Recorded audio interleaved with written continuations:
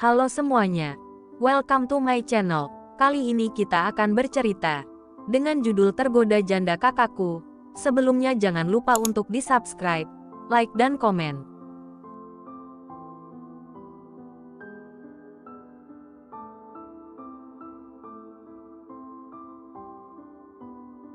Episode 31, Dimaafkan.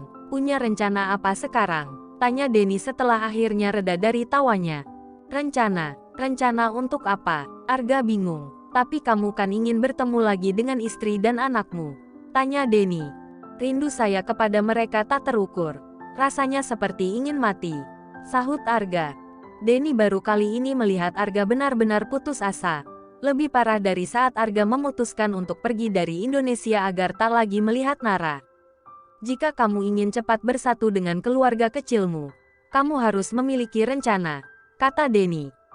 Rencana? Ya, kamu tak bisa hanya diam berpangku tangan di sini.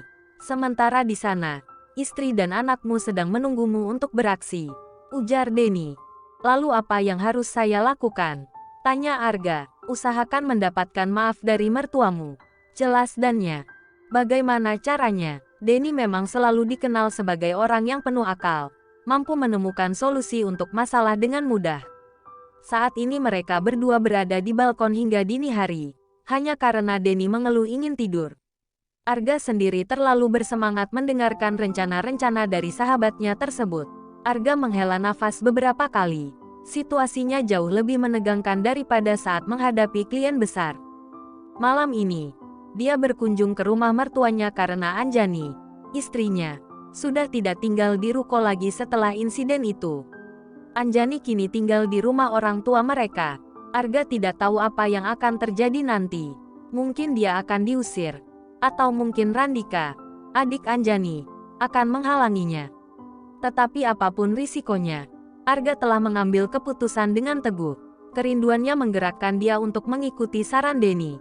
Tok, tok, assalamualaikum. Waalaikumsalam. Suara lembut yang sangat dirindukan itu menjawab salamnya. Anjani tak dapat mengalihkan pandangannya saat membuka pintu dan melihat suaminya. Sayang, panggil Arga. Mas, sahut Anjani.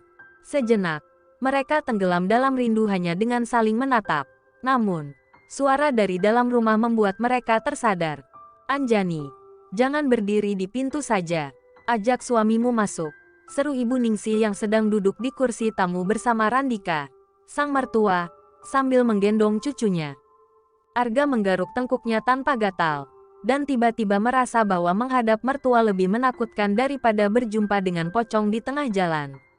Rasanya aneh, mengapa pikirannya justru melayang ke gambaran pocong. Ayo, masuklah mas, ajak Anjani. Oh ya, masuk kemana sih? Tanya Arga menggoda. Anjani ingin sekali mencubit perut ramping suaminya.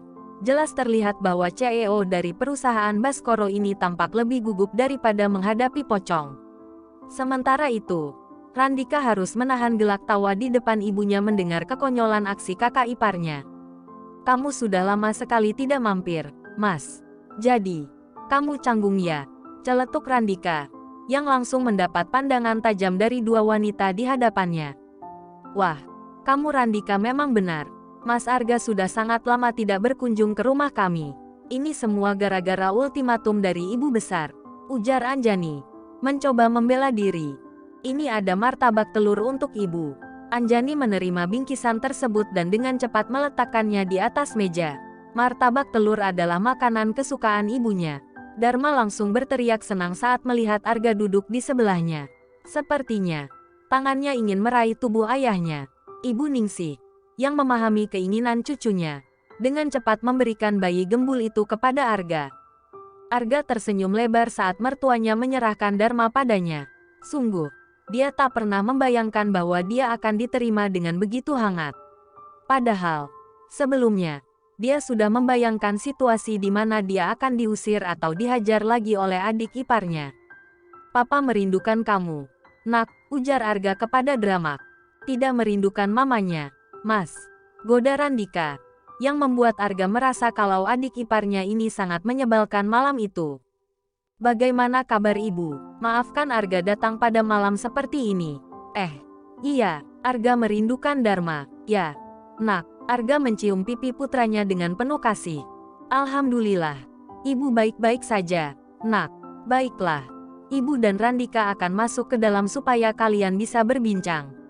Dharma, kamu ikut nenek. Ya, ucap Ibu Ningsih. Biar Dharma tinggal bersama Arga saja. Papa merindukan, sahut Dharma riang. Setelah Randika dan Ibu Ningsih masuk ke dalam, kembali memberi ruang kepada pasangan suami istri untuk berbicara.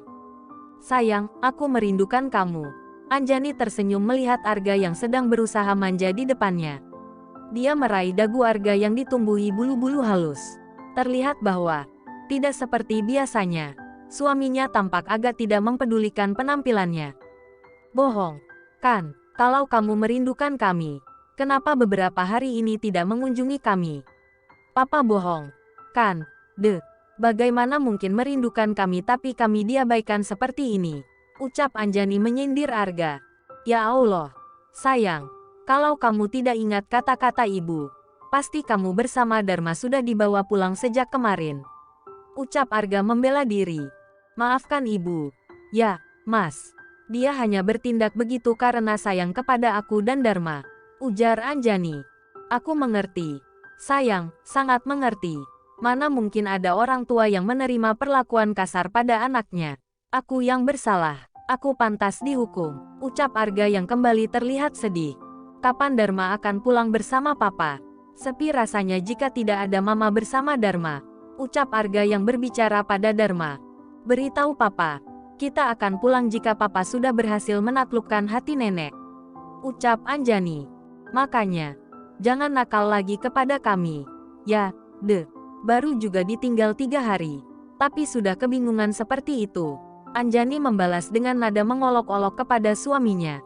Sayang, ucap Arga, aku dan Randika sudah menjelaskan segalanya kepada ibu. Sepertinya ibu mengerti, Mas. Tapi dia masih merasa terluka karena kamu mengusir kami dari rumah. Ibu juga perempuan. Ibu pasti mengerti perasaanku saat itu.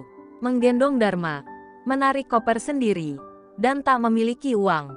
Saat itu, keadaanku begitu sempurna. Ingin menangis, tapi tidak bisa. Ingin pulang, tapi bingung ke rumah siapa. Ingin kembali ke apartemen, tapi takut kamu akan marah lagi. Kata Anjani yang kembali sedih karena mengingat kejadian masa itu. Tolong, hentikan, ucap Arga. Maafkan aku, Mas. Tapi waktu itu, aku yakin bahwa Arga akan mencari kami. Kelihatannya mustahil. Tetapi aku percaya bahwa di balik sifat aroganmu, kamu adalah orang baik.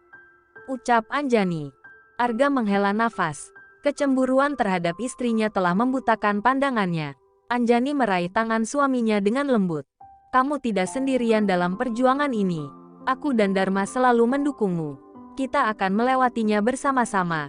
Ya, ucap Anjani menyemangati suaminya. Anjani memberikan ciuman singkat pada suaminya. Mengecup rahang kokoh suaminya. Itu membuat Arga sedikit terkejut. Sebenarnya bukan dirinya yang terkejut, tapi sang junior yang tiba-tiba merasa hidup. Cek, jangan membangkitkan hasrat. Sayang, ini membuatku bingung dan tidak fokus jika merindukan kamu. Ucap Arga. Anjani hanya tertawa mendengar keluhan suaminya. Baru saja kemarin mereka mengalami momen romantis. Dan setelahnya mereka harus terpisah karena situasi. Pasti akan berat bagi mereka, terutama Arga yang tampaknya memiliki kadar hasrat yang tinggi. Aku juga merindukan kamu, Mas. Ucap Anjani. Sayang, ingat, jika aku tidak ada di sini, Mas harus tetap menjaga kesehatan. Jangan terus lembur sampai larut malam. Jangan sampai saat aku dan Dharma pulang, kamu malah sakit. Ucap Anjani mengingatkan suaminya. Iya, sayang, sudah larut malam. Sebaiknya aku pulang agar kamu bisa istirahat. Besok kamu harus ke ruko, kan? Kata Arga. Iya, alhamdulillah kita membuka cabang baru di Bandung, Mas. Raihan yang mengurus sebagian. Mas Riki minta produk kita juga dipasok di jaringan supermarketnya di sana. Minggu depan aku akan ke sana untuk survei lokasi. Kalau Mas punya waktu, antarlah aku. Tidak enak juga jika pergi bersama Raihan atau Mas Riki. Ucap Anjani. Mata Arga berbinar mendengar undangan dari istrinya. Dia bahkan akan mengikuti istrinya ke ujung dunia jika diperlukan. Tentu saja, pasti akan kuantar. Ajak ibu dan Randika juga. Kita bisa liburan di sana. Aku punya villa di Bandung, ujar Arga. Lebih baik kamu diantar oleh Randika. Jangan repotkan suamimu dengan mengharuskannya mengantarkanmu. Nak, Arga adalah seorang pemimpin perusahaan. Dia tidak bisa dengan seenaknya pergi-pergi saja. Tiba-tiba Ibu Ningsih muncul dari dalam bersama Randika. Randika menahan senyumnya. Dia tahu bahwa baru saja kakaknya semangat untuk mengantar istrinya. Namun semangatnya meredup saat sang ibu melarangnya. Bu, Arga menatap istrinya, menggelengkan kepalanya dengan halus, seolah-olah meminta Anjani untuk menerima usulan ibunya. Tetapi tampaknya Randika berusaha menjadi penyelamat. Minggu depan aku memiliki banyak tugas kuliah. Sepertinya aku tidak bisa mengantar, ucap Randika. Ibu Ningsih memandang putra bungsunya dengan tatapan tajam. Dia mengenal karakter Randika dengan baik.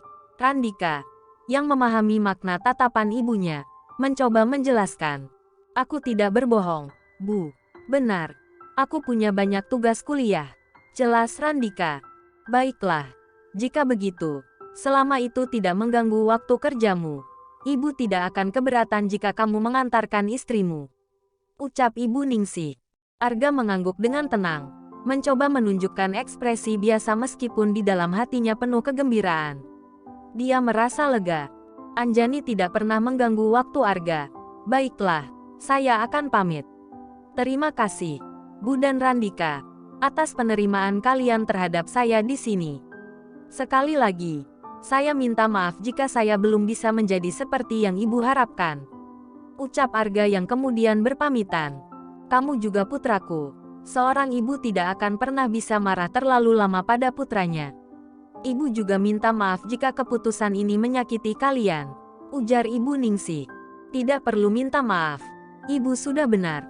Arga memang sudah berperilaku berlebihan. Arga pulang dengan hati penuh kebahagiaan. Meskipun dia belum bisa membawa pulang istrinya dan anaknya, dia tahu bahwa tidak ada kebencian di hati mertuanya. Benar seperti yang dikatakan Randika. Asal kita memiliki niat baik, semuanya akan baik-baik saja. Dia tidak sabar menanti minggu depan, ketika dia bisa berkumpul lagi dengan keluarga kecilnya, meskipun hanya dalam waktu singkat.